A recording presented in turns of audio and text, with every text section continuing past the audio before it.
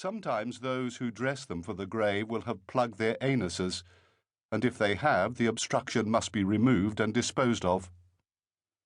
Then, taking rags and water and vinegar, we begin the work of cleaning them, our hands moving carefully across their skin, the smell of the vinegar mingling with the darker scents that cling to them, the movements of our hands economical, yet not without tenderness as we wipe and wring.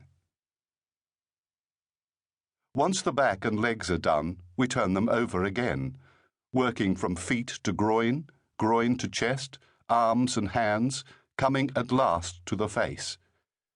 Here our work is most careful, cleaning around the bones and ridges with our folded rags, wiping the cheeks, the sunken pits of the eyes. Sometimes the lids will be open, caught in the stillness of death, the eyes beneath cloudy and colourless like the eyes of the very old, pale with cataracts. The washing done, we draw fresh water in the yard, fetch soap and razor. Cold water still, cold for the cold.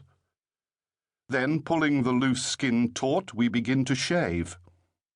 First the scalp and face, the hair coming away in wet clumps to expose the knobbled dome of the skull, then the chest and armpits, then finally the cold instruments of their sex, the blade of the razor rasping across their skin.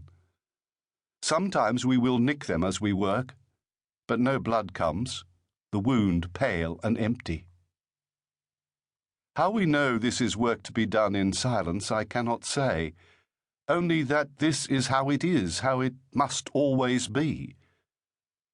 At other times we move amongst them as if they were not there, talking and laughing as we lug and cut and tidy the pieces, pushing them aside as casually as we might a book or a jacket which lies where one means to sit. But here we work quietly, speaking no more than we must. It is as if this is a ritual, this washing of the dead. As one washes a baby clean of its mother's flesh, so we wipe the grave from these stolen dead, bring them new into the world. When our work is finished, the sacks are tidied away, the buckets emptied, the rags rinsed and left to dry, the books begun.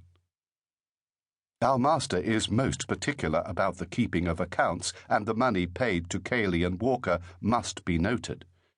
8 guineas for a man or woman fully grown, or what we call a large, 4 guineas for a child, or a small, a shilling by the inch for what we call a fetus, or a baby less than a foot in length.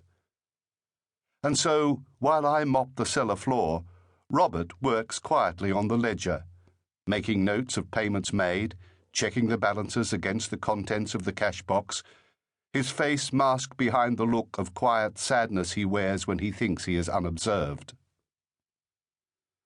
Tonight there were 3, 2 larges and a small, and by the time we are done and we climb the stairs to the yard to wash our pails and hands at the butt, the sky has begun to lighten the high roofs which surround us.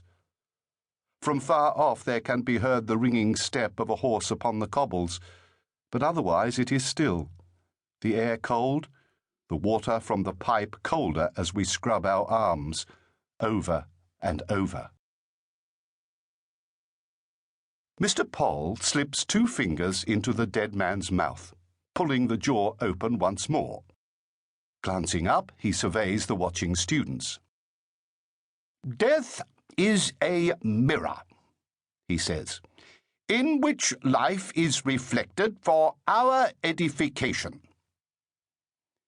Beneath his fingers, the dead man's tongue can be seen, purplish-grey like an oxen's on a butcher's slab, the darker mass of the tumour swollen beneath. Pressing down on it, he tilts the head, staring in as if he has seen something that interests him. Then, his curiosity seemingly satisfied, he withdraws his fingers and pulls the lip back to expose the teeth, yellow and brown, higgledy-piggledy in the ulcerated flesh of the gums. If death is a mirror, I find myself wondering, what lies behind it? Finished with the mouth, he turns to Robert.